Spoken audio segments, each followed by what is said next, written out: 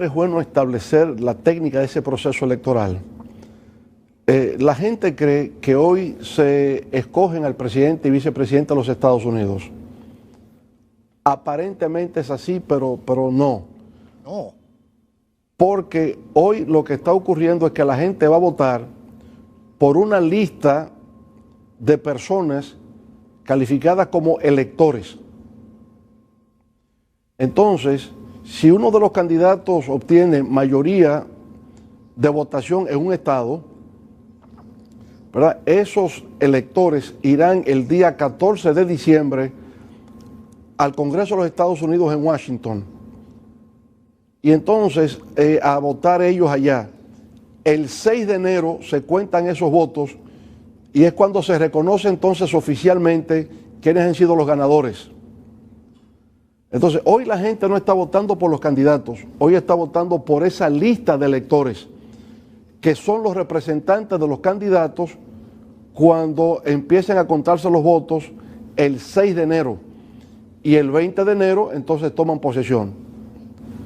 Es un fenómeno electoral, ¿verdad? Una técnica que solamente existe en los Estados Unidos. Obviamente, nosotros sabemos, y lo sabremos tan pronto se den los resultados finales, que donde quiera que haya ganado un candidato en un estado X, se le va sumando a lo que llaman los colegios electorales y el que tenga mayoría en eso, aunque no se haya dicho oficialmente, será el ganador. Y me explico con más claridad, Iván, me explico con más claridad. Por ejemplo, usted tiene el estado de Nueva York. Nueva York tiene 29 colegios electorales. ¿Qué significa eso? Hay 2 senadores y 27 congresistas. Entonces, eso es lo que le da 29 colegios electorales. Si gana Nueva York, se le suman 29 puntos. Para ganar las elecciones presidenciales hay que obtener 270 puntos, o sea, 270 colegios electorales, que es la mitad más uno de la totalidad, que son 538 colegios electorales.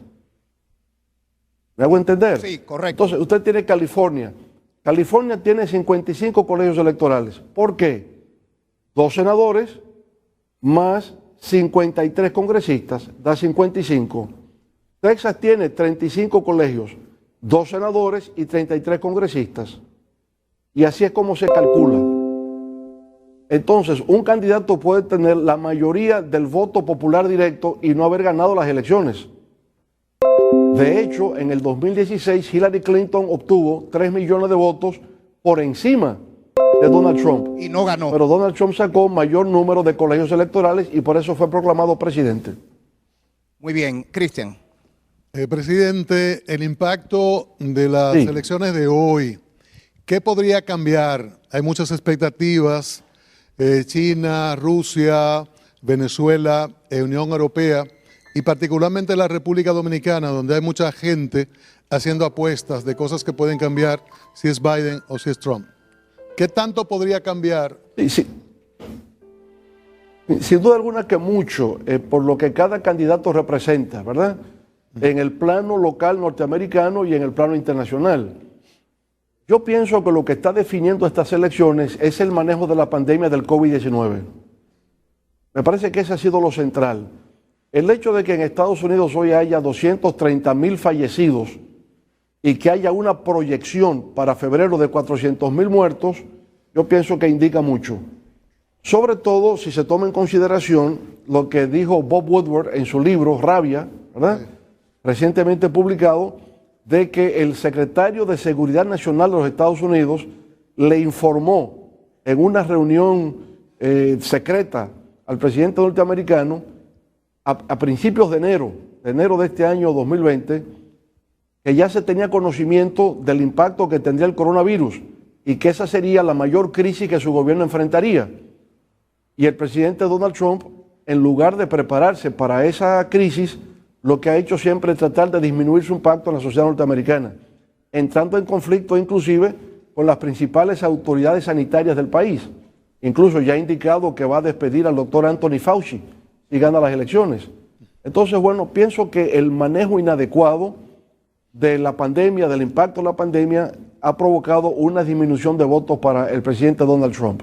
Muy bien. Entonces, ese es el aspecto interno. Por supuesto, las protestas ocasionadas por la brutalidad policial, la muerte de algunos afrodescendientes, sobre todo de George Floyd, el manejo que tendría el Obamacare, son los temas internos. Hacia afuera, no cabe duda que en términos geopolíticos hoy día lo que existe es un G2.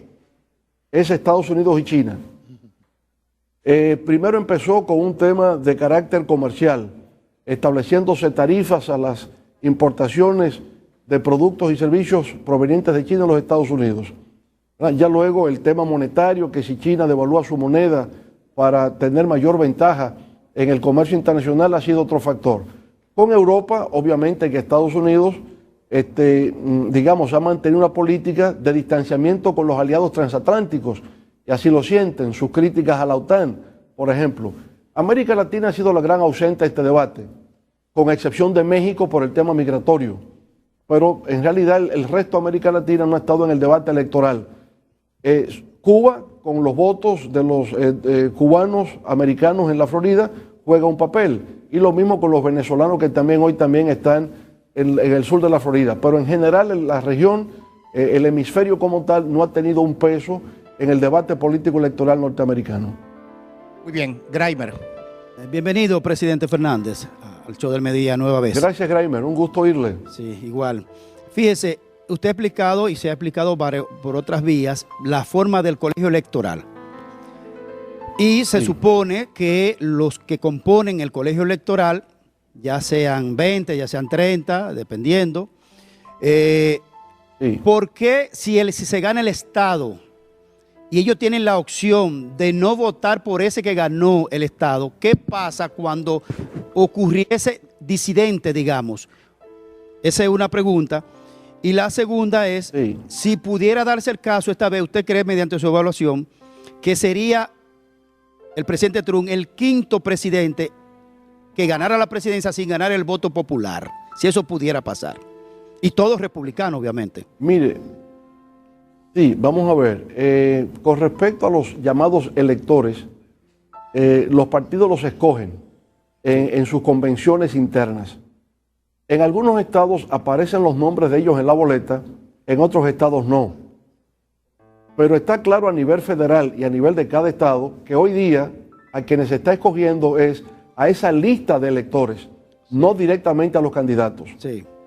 Con lo cual estamos diciendo que el voto en los Estados Unidos es un voto indirecto, no se está votando directamente por los candidatos. Son esos electores, insisto, los que irán en diciembre a Washington, ellos a votar. Sí. Y por supuesto, en principio, tienen que ser leales al mandato que han recibido. Pero históricamente ha habido casos de electores que se comportan como disidentes y por tanto no votan por el candidato al cual están vinculados por mandato del partido. Ha habido, sin embargo, una legislación a nivel de los distintos estados donde ya se prohíbe que el miembro de la lista de electores pueda votar por un candidato diferente al que representaba el día de las elecciones el 3 de noviembre. El 3 de noviembre, correcto. Ya no está permitido. Ha habido casos históricos en que eso se ha producido. Ahora, supongamos que las elecciones en un estado puedan ser reñidas, que Biden saque o Trump saque 51 y el otro candidato saque 49. No importa, se lleva todos los colegios electorales. El que gana se lo lleva todo. Si estamos hablando de Nueva York y Biden saca 51 y Trump 49, o sea, muy reñido, Biden se lleva los 29 colegios electorales. The winner takes it all, dicen los americanos. El que gana se lo lleva todo. Sí, pero no me respondió, presidente, que si usted cree la posibilidad de que pudiera darse la quinta ocasión de que un presidente sea electo sin ganar el voto popular en esta ocasión. Vamos a ver, las encuestas dicen, sobre todo las más precisas como la de Pew Research, que al día de hoy Biden tiene 90% de posibilidades de triunfo. Donald Trump tiene un 10%. 90%.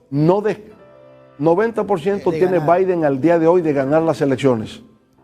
Y Trump tiene un 10%. En teoría de las probabilidades, Trump no está descartado. Podría producirse el milagro, sobre todo en razón del colegio electoral, del sistema de votación en base a colegios electorales. Si Trump gana Pensilvania, Wisconsin y Michigan, que no parece probable, pero uno nunca sabe, si gana eso, más la Florida, podría derrotar a Biden. Aunque Biden efectivamente tenga mayor caudal de votos populares. En ese caso, como dice Grimer, se produciría un hecho poco probable, pero no descartable, de que gane el colegio electoral y pierda una vez más la votación directa o el voto popular, con mayor número de votación con la que obtuvo Hillary Clinton en el 16. Hillary tuvo 3 millones de votos por encima de Trump en el 2016. Ahora no serían menos de 7 u 8 millones de votos que Biden tendría por encima de Trump. Bueno. Eso es seguro. Eso está ya calculado y medido. Muy bien. Ventura. Rafael Ventura. Doctor Leonel Fernández, bienvenido al show del mediodía. En estas elecciones... Gracias, Rafael. Gracias. En estas elecciones, lo que va a hacer el pueblo de Estados Unidos es aprobar o desaprobar a quien ha ejercido el poder, que ha sido el presidente Trump. Así es. A su entender, ¿cuáles han sido las debilidades y la fortaleza de Trump en su mandato? Sí, yo pienso que usted tiene toda la razón. Estas elecciones son un referéndum con respecto a Donald Trump. Es un referéndum. Yo diría que en principio lo que se veía como fortalezas de Trump tiene que ver con el manejo de la economía. Yo personalmente creo que era un éxito de corto plazo, pero en el mediano y largo plazo iba a ser un gran fracaso. Y consistió básicamente en una disminución de los impuestos como forma de estimular la inversión de utilidades y garantizar el crecimiento económico. Se atribuye también una disminución del desempleo, pero debo decir que en realidad ya esto venía desde la época de Obama. Con motivo de la crisis financiera global del 2008, el desempleo en los Estados Unidos llegó a 9.5 millones de personas. Con la política de estímulo al crecimiento en base a la expansión del gasto público, Obama logró que ese desempleo bajase de 9.5 a 4.5. Con Trump ha bajado de 4.5 a 3.5. Claro, Trump y los republicanos hacen alarde de que ellos bajaron el desempleo, pero fundamentalmente quien lo bajó fue Obama. Bajó 1 millón más el desempleo, pero con Obama bajó más de 5 millones. La economía con Trump estuvo creciendo. Igual lo estuvo con Obama. De manera que fue una continuación de una política de crecimiento económico de un 2%, 2.5%. Con Trump, sí, la bolsa de valores se incrementó. El valor de las acciones de las empresas que invierten en la bolsa de valores, pues eso fue creciendo. Los ricos. Ahora, en el mediano y largo plazo, una política de recorte a los impuestos. Sí, la oligarquía financiera, obviamente. Pero esa política de recorte de impuestos, tal como pasó en la época de Reagan, Reagan también redujo impuestos, iba a llevar a una situación de déficit fiscal y por consiguiente a un aumento de la deuda en los Estados Unidos. Actualmente, por vez primera, la deuda norteamericana pasa del 100% de su Producto Interno Bruto. Para enfrentar la crisis, Trump en primer término hizo una emisión de 5 trillones de dólares para facilitarle a las pequeñas y medianas empresas, generarle liquidez a los bancos y programas de protección social en favor de los desempleados. Todo eso bien de corto plazo, pero también incrementa la deuda norteamericana en el mediano y largo plazo. Yo diría, ahí estarían sus fortalezas. Sus debilidades están obviamente en haber polarizado la sociedad norteamericana, no cabe dudas. Hay una situación de crispación social que no se había visto en los Estados Unidos desde los años 60. En política exterior, por igual, como decía previamente, ha habido un distanciamiento con los aliados en Europa, ha habido un incremento de la conflictividad con China, con México en un momento dado lo hubo, llegó un acuerdo con el presidente López Obrador, pero en realidad la situación norteamericana en la época de Trump ha sido de incremento de la conflictividad, de la polarización social, ¿verdad? Y de una situación de tipo racial, como antes no se había visto, por lo menos en los últimos 40 años. Muy bien, Cristian. Presidente, una de las preguntas predominantes en los últimos días en la República Dominicana es ¿quién nos conviene? Por el tema migratorio, algunos se decantan por uno de los candidatos, por la preferencia a la economía también, y por una serie de políticas tradicionales con los demócratas. Hay sectores, incluso algunos aliados históricos suyos, que se oponen a Biden. ¿Quién nos conviene? La República Dominicana. Mire, yo diría lo siguiente, ¿qué representa cada uno, verdad? Perfecto. Trump representa proteccionismo. Biden representa globalización. Bien, en eso, ¿qué nos conviene a nosotros, qué no nos conviene? Yo diría, nos convendría una globalización con rostro humano. Hoy día ninguno de los dos representa eso, pero Biden estaría más cerca que Trump en ese aspecto. ¿Verdad? Lo segundo, con respecto al tema migratorio, yo diría hay un trato más humano de parte de los demócratas. No me imagino a niños enjaulados, como ha ocurrido en este periodo de gobierno. Yo diría que habría, digamos, mayor vocación hacia el diálogo y hacia la búsqueda de soluciones concertadas, que lo que existe actualmente. Iván. Al final tenemos que comprender que cada país, cada estado busca siempre la protección de sus intereses nacionales. Y sea Biden o sea Trump el que gane, lo que predomina, y es lógico entenderlo, es la protección del interés norteamericano. Ahora, el asunto está en entender si lo que pasa en otro país afecta o no a lo que ocurre en los Estados Unidos. Y por supuesto, la política aislacionista de Trump nos permite entender que sí, que lo que pasa en República Dominicana, lo que pasa en Haití, lo que pasa en América Latina puede tener repercusiones al interior de los Estados Unidos, puesto que si hay un colapso económico dominicano, pues entonces usted verá a la gente saliendo hacia Puerto Rico en yola, y desde Puerto Rico hacia Miami, hacia Nueva York, buscando refugio y protección.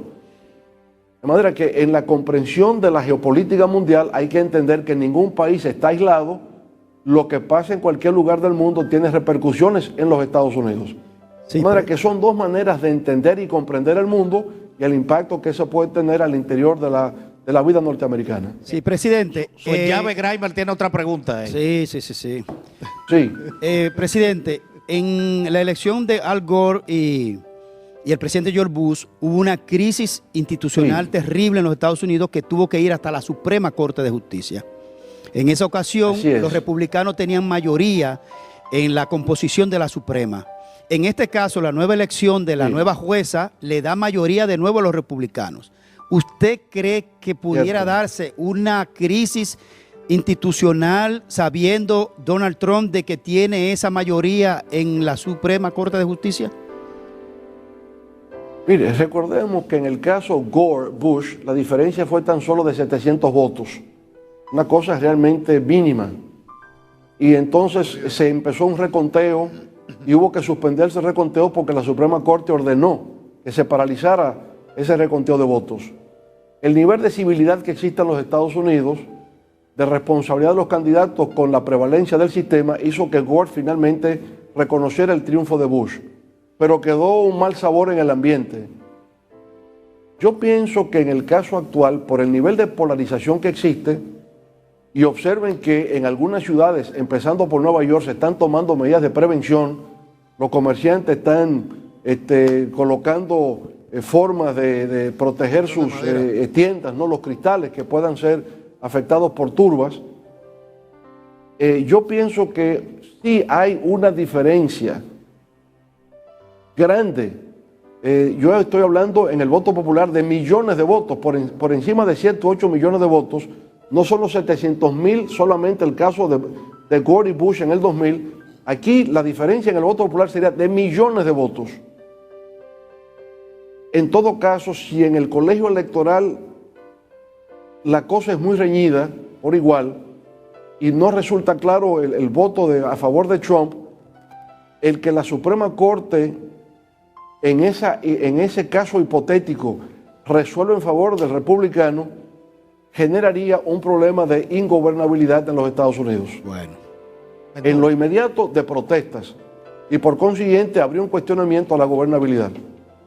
Bien. Ventura tiene y luego Ruskin. Doctor Leonel Fernández, en el hipotético caso que gane Biden, tiene problemas de salud, Sí. una avanzada edad. 77 años. Estados Unidos podría tener la primera presidenta negra. Sí. Bueno, yo le diría lo siguiente, aquí en la República Dominicana que un candidato tenga 78 años no nos dice nada, ¿verdad? No. Recuerden que nuestros líderes aquí llegaban a ser candidatos con 90 y 94 años. ¿Cuánto usted va a tener en el 24?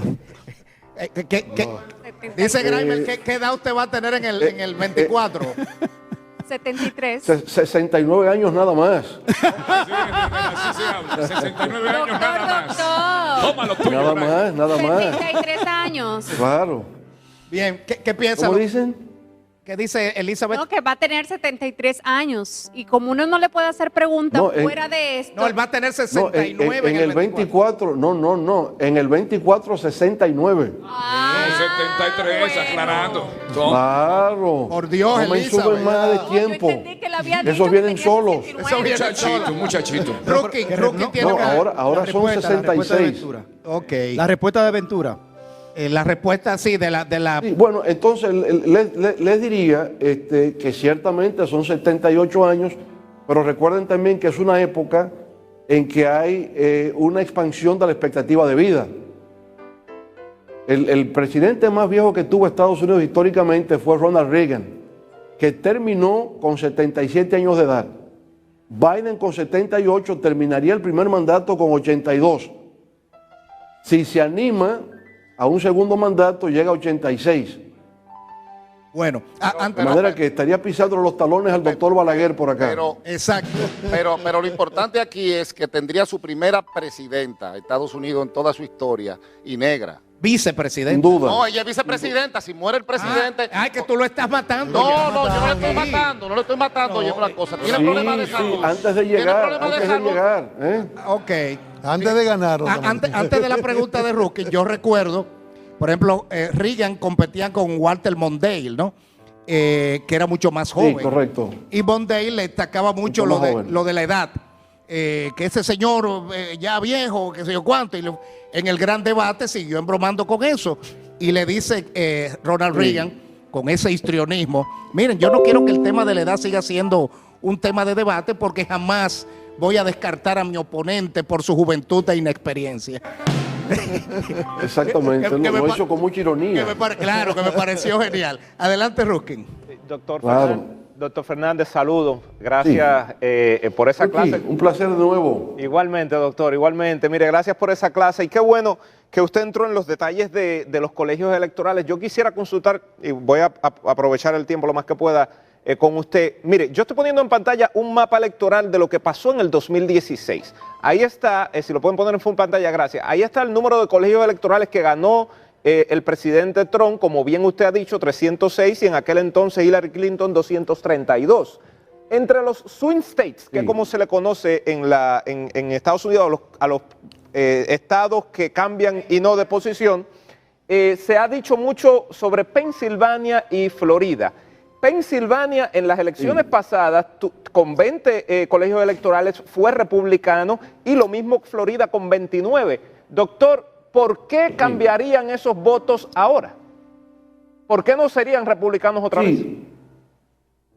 Porque fíjese, nunca han sido republicanos. Precisamente son swing states. Es decir, son fluctuantes, son oscilantes. En alguna ocasión votan por un partido, en otra votan por otra. A son diferencia, definidos. por ejemplo, no son definidos. En cada proceso electoral pueden cambiar. Es diferente a Nueva York. Nueva York siempre es demócrata. California siempre es demócrata. Texas siempre es republicano. Dakota del Sur siempre es republicano, ¿verdad? Ahora, estos son swing states, battleground states, como también se les llama. Lugares donde en cada campaña hay que ganarse eso. Obama ganó Florida, pero entonces Hillary lo perdió, ¿verdad? Entonces, hoy día, en estos momentos, eso es tierra de nadie. La Florida es tierra de nadie. Pensilvania, al momento actual, Biden está encabezando las encuestas por 5 puntos. En los otros swing states, que Hillary perdió frente a Trump, hoy está ganando Biden. En algunos casos de manera precaria en el margen de error, 4 o 5 puntos por encima. Por eso todavía la incertidumbre de quién puede ganar. Sí. Porque esos estados finalmente pueden dar un vuelco, no se sabe. Pero insisto, la tendencia es que Biden lleva un 90% de posibilidades de triunfo. Muy bien, presidente, nos quedan desafortunadamente 2 minutos. Ojalá el canal me pueda dar 2 minutos más. Vamos con esta pregunta de Julio y yo concluyo. Presidente, buenas tardes. Gracias por engalanarnos hoy y darnos una gran cátedra de política internacional. Gracias, Julio. Presidente, una mirada global hacia América Latina ante un eventual cambio de gobierno o si continúa el mismo concepto de gobernar hacia este lado del mundo. Mire, hoy día América Latina, como todo el mundo, está sumido en una profunda crisis. En el caso de nuestra región, yo diría la crisis más profunda del último siglo. En 100 años nunca habíamos tenido una situación como la actual. Una caída de la economía de 9.5% del PIB. No hay solución nacional en ningún país de América Latina frente a un problema de carácter global. Con el próximo gobierno de los Estados Unidos habrá que negociar para que en el marco del G20 se plantee una política de creación de un fondo de emergencia de solidaridad y cooperación con respecto a las economías emergentes. No solo los países muy pobres altamente endeudados, sino los países de renta media donde está la República Dominicana, para generar un paquete financiero que incluya reprogramación de deuda, que signifique congelamiento de tasas de interés y el otorgamiento de préstamos concesionales, que es la única forma de que realmente podamos reactivar el crecimiento económico, proteger los empleos y salir de esta crisis que afecta a República Dominicana y a toda América Latina.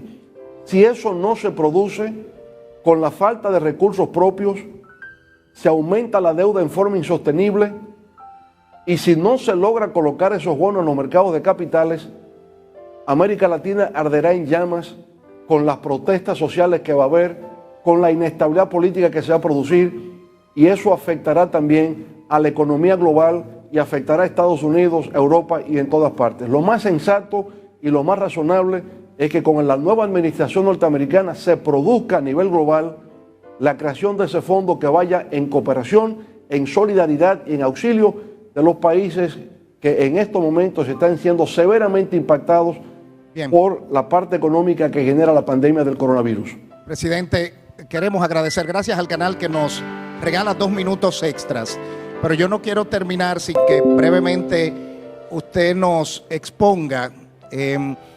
Usted ha hablado con el presidente Luis Abinader últimamente sobre esa preocupación, porque he visto lo que ha expuesto en algunos medios sobre la incertidumbre de lo que viene en el 21 y he visto un discurso, si se quiere, pesimista de su parte. Usted ha hablado con el presidente, han hablado respecto a esa unidad para levantar este país de esta crisis que sacude al mundo, no solo a la República Dominicana. Y claro, se lo expuse cuando él nos visitó aquí a la sede de Funglode, nuestra preocupación sobre la situación y por supuesto lo que hace la Fuerza del Pueblo en estos momentos es plantear la unidad nacional de todos los sectores de la vida de la República para enfrentar entre todos el impacto de esta pandemia en el ámbito sanitario, pero también en lo que tiene que ver con la economía, la salud. Todo esto tiene que ser enfrentado como país. No es momento de división, sino de unificación. Por encima de todo está la supervivencia del pueblo dominicano. Y si por encima